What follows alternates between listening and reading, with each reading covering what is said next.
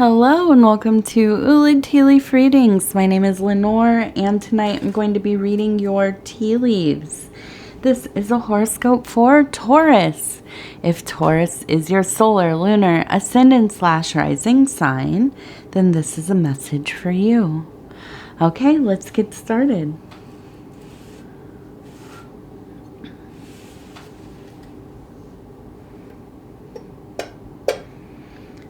Right.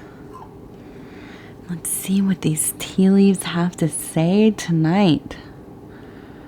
And so the card that has been drawn for this reading is the Queen of Wands. And this is a card that's all about transformation, nurturing, confidence in mind, body, spirit, and of course, great strength. And I'm also just going to do a little disclaimer that there is a big storm going through right now. Hopefully the power is going to stay on. It was flickering a little bit just a few minutes ago. And you might hear some large bangs. There's definitely some thunder. And I wish I could show you all. There's a lot of lightning going on. It's really kind of one of those scary movie type of nights. Okay, so we have a really large heart, and I want to start there. Okay, you know, I'm always drawn to the big hearts when I see them. I remember a couple months ago, there was a time period where I swear every reading I had for like 2 weeks had a fairly large heart in it. I was like, what is going on? And now it's been a little bit less, but we are seeing this large heart. And I think that this, you know, there's definitely some kind of important bond that is very active right now. You're very much in this emotional place, focused on this love. I see a person here. It looks like they have their hair in a ponytail and it's kind of almost like blowing there. And for some reason, I almost feel like there is like a bond with a younger feminine person. Maybe like a daughter, a niece. If you are in childcare, possibly, but there is a lot of it seems like there's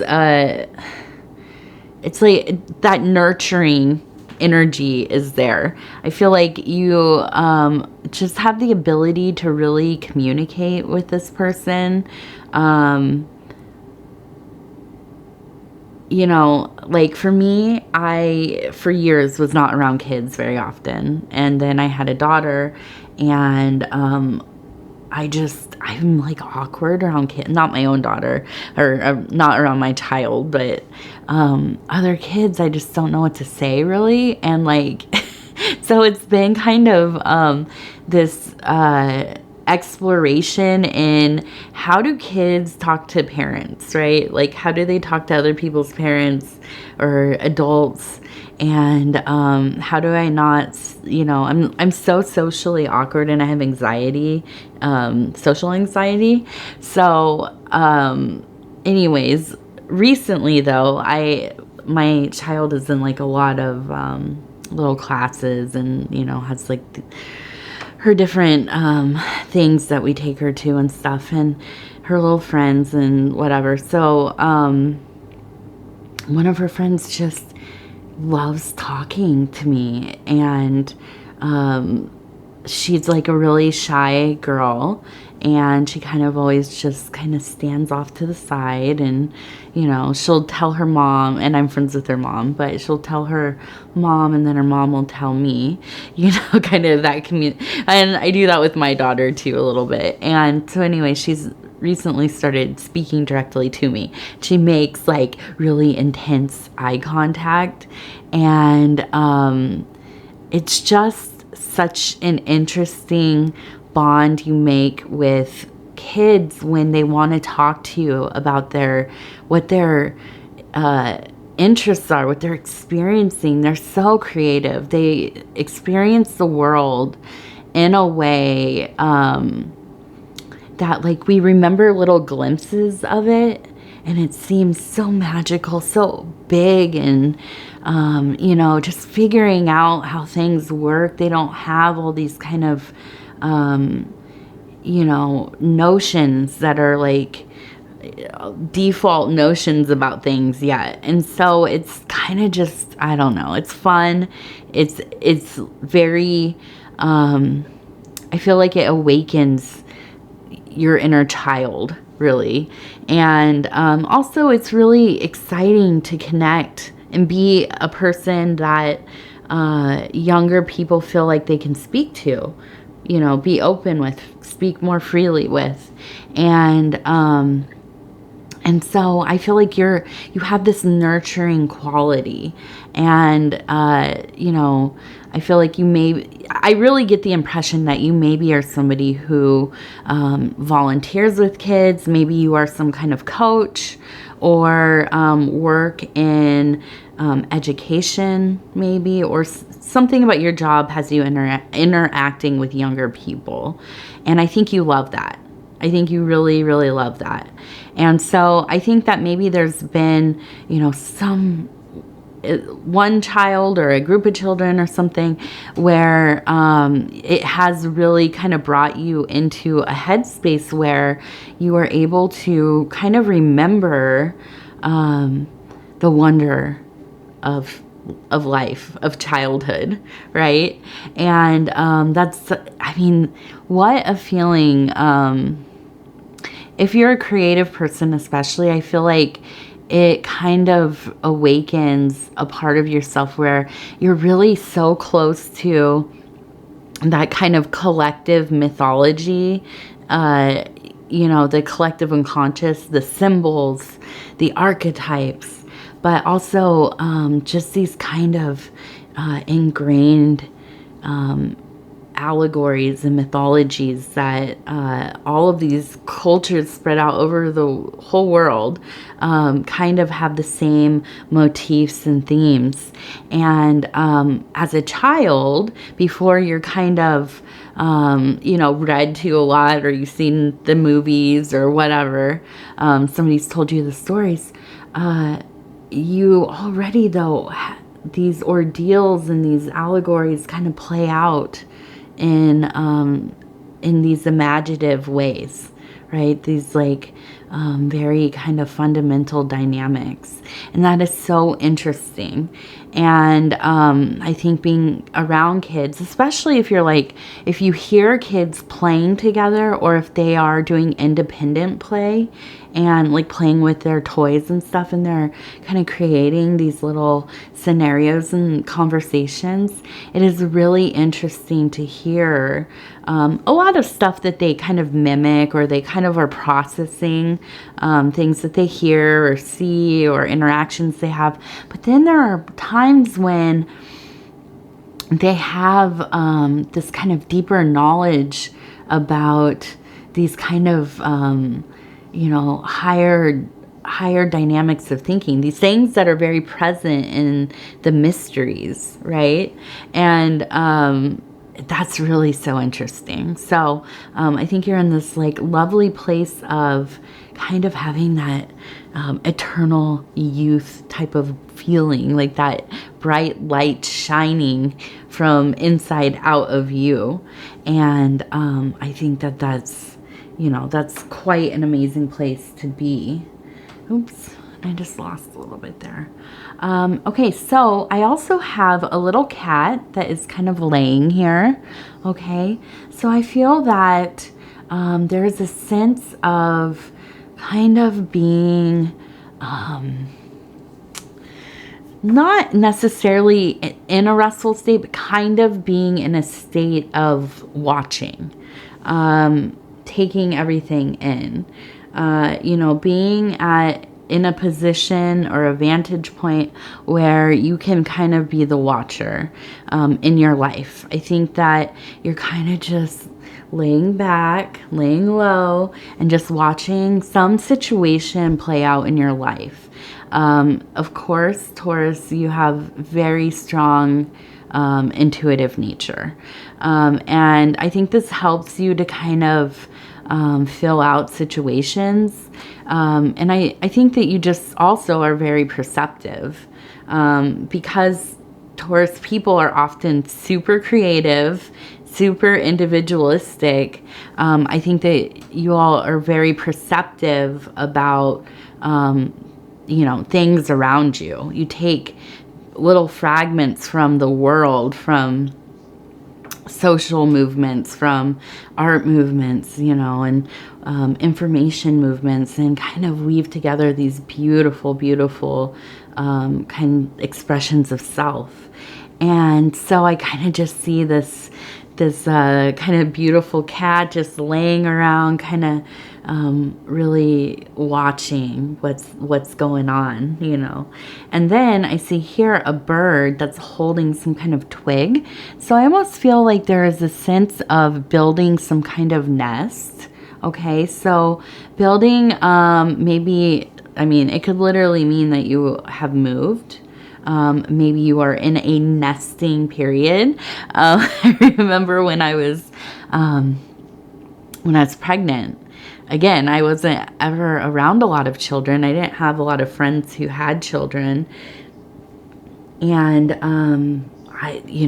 pregnancy was a mystery to me, honestly. And I would read all these. I was on the internet reading as much as I could, reading books, reading, all kinds of things. I was on all those apps and stuff.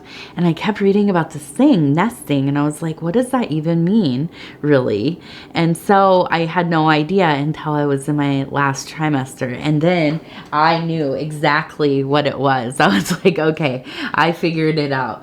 And that was actually the end, or the beginning of the pandemic. So we were stuck in the house anyways. So it all kind of made sense. So I feel like you kind of are in the zone of either recreating your environment, maybe moving, but there's just a sense of kind of wanting to reorganize things, reorient them in a way that feels more comfortable, more functional for you. And that seems like a really strong kind of energy there.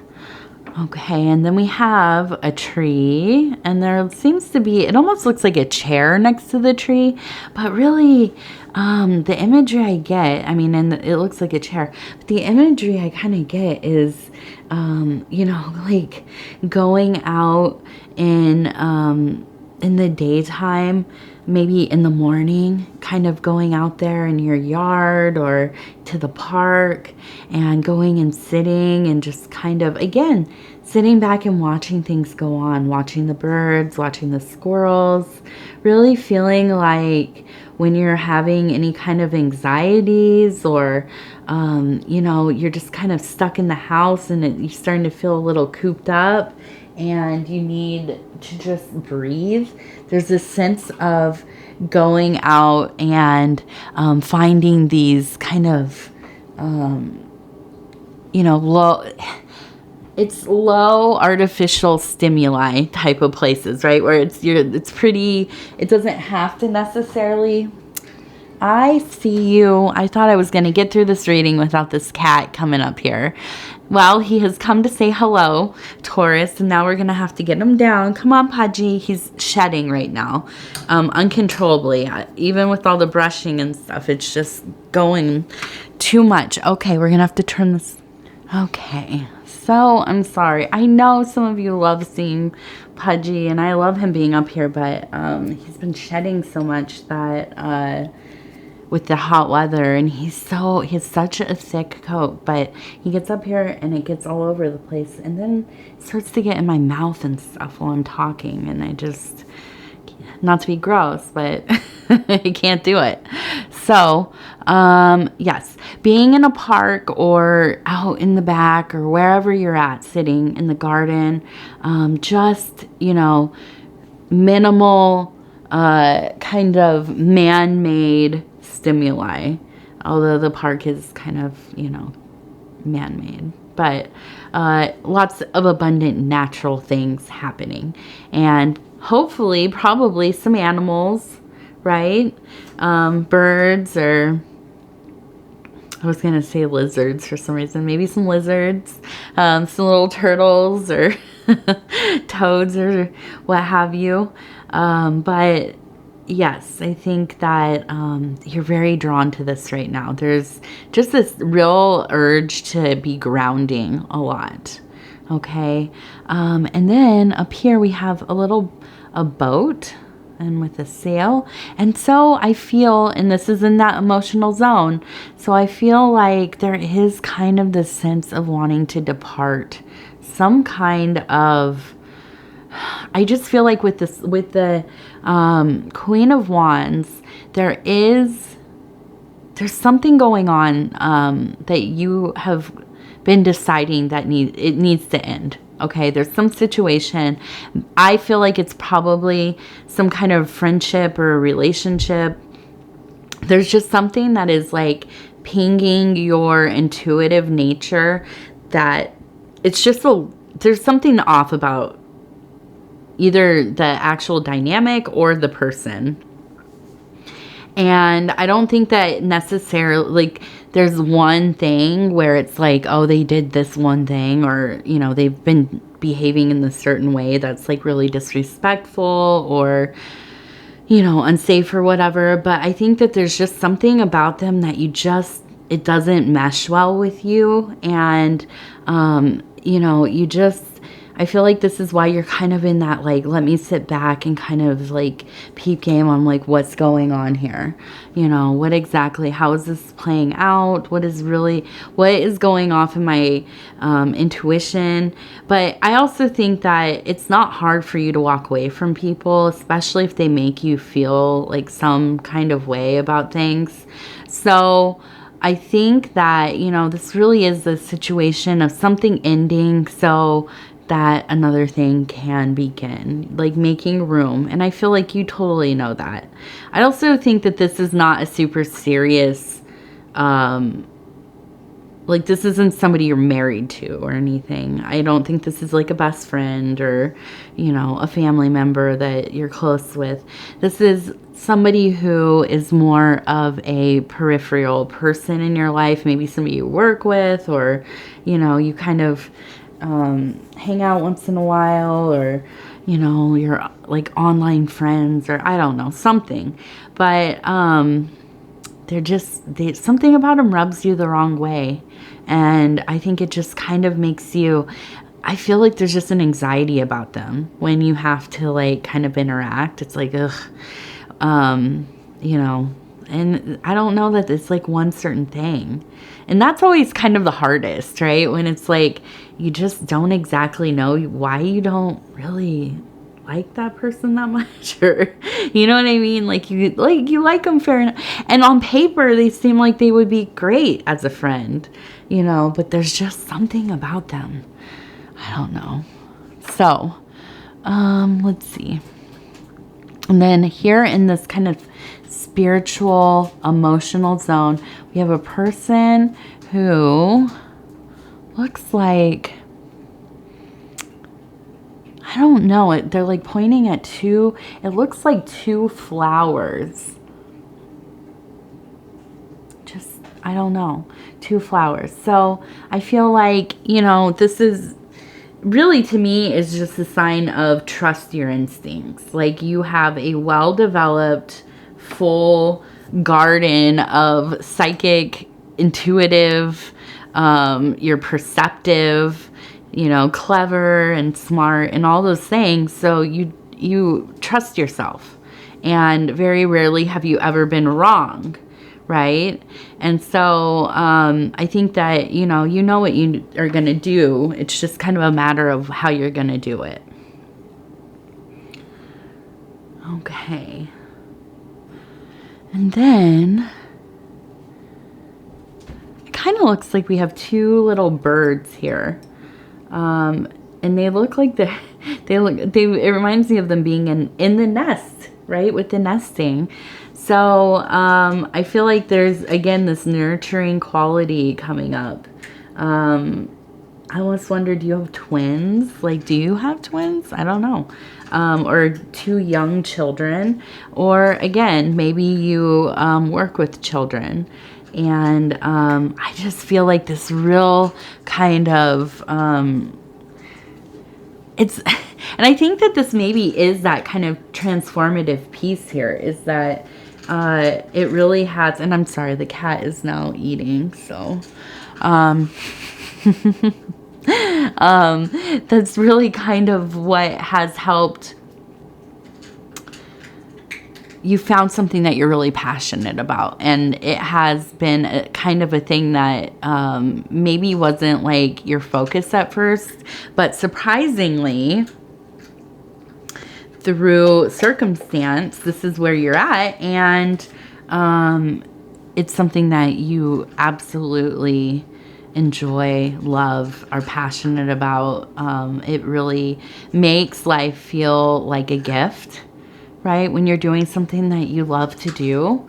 And I think that you totally have that vibe with this kind of more nurturing zone. I feel like you feel very confident and strong in this area.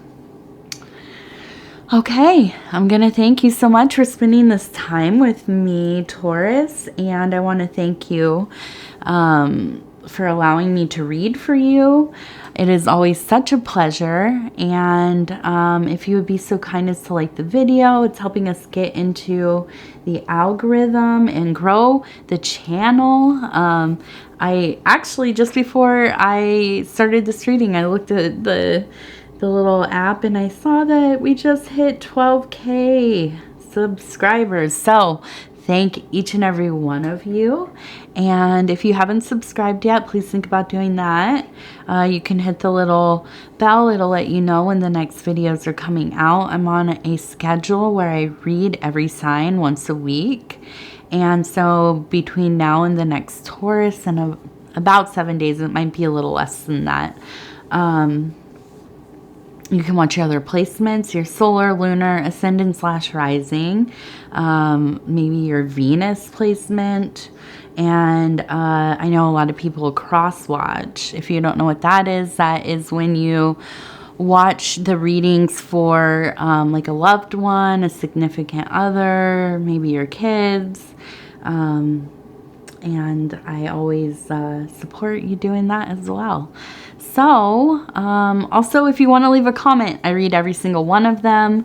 Sometimes it takes me a day or so to get back to replying to them, but they do mean so much to me. So, thank you, and we will talk again really soon.